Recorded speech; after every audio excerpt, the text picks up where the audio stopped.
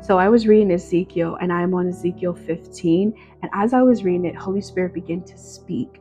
And one thing that stood out to me is what was said in verse 6. And it reads, "And this is what the sovereign Lord says: the people of Israel are like grapevines growing among the trees of the forest. Since they are useless, I have thrown them on the fire to be burned."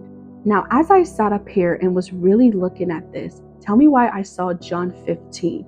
Because we know in John 15, it talks about Jesus being the vine. And when we remain in him, we are able to produce fruit.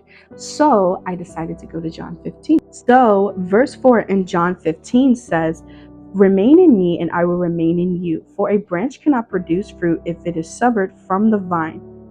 And you cannot be fruitful unless you remain in me." So let's jump down to verse 6, where it says, "Anyone who does not remain in me is thrown away like a useless branch and withers. Such branches are gathered into a pile to be burned."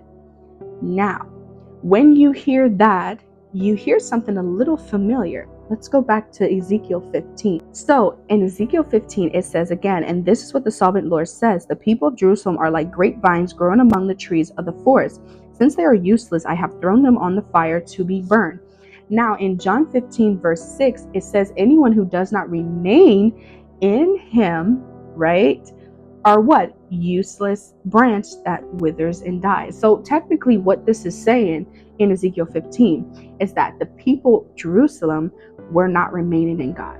They were not being obedient. They were not listening to his word.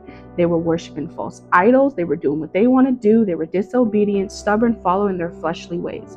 And so because of that, they were useless to God. Now, to furthermore understand this, let's go to Romans chapter 8, verse 5 all the way down to 8. And it says, "Those who are dominated by their sinful nature think about sinful things, but those who are controlled by the Holy Spirit think about things that pleases the Spirit. So letting your sinful nature control your mind leads to death, but letting the Spirit control your mind leads to life and peace. For the sinful nature is always hostile to God. It never did obey God's laws, and it never will. That's why those who are still under the control of their sinful nature can never please God." So all of this is saying that when we choose to remain in God and be obedient to the Holy Spirit who is leading us, we will not do what our sinful nature craves. We will not be letting our sinful nature control. And so therefore we become to a point where we're bearing fruit because we're remaining in God. We're listening to his word. We're being obedient. We're dying to self. But when we choose to be in our flesh and we choose to do things that we want to do and how we want to do it, and don't listen to God and don't be obedient, we're not bearing fruit and we become a useless branch. And so that's what the people of Jerusalem were, useless to God, because they decided to do what they want to do. As you continue in the book of Ezekiel, you'll see a continued pattern of that and how much God doesn't like it.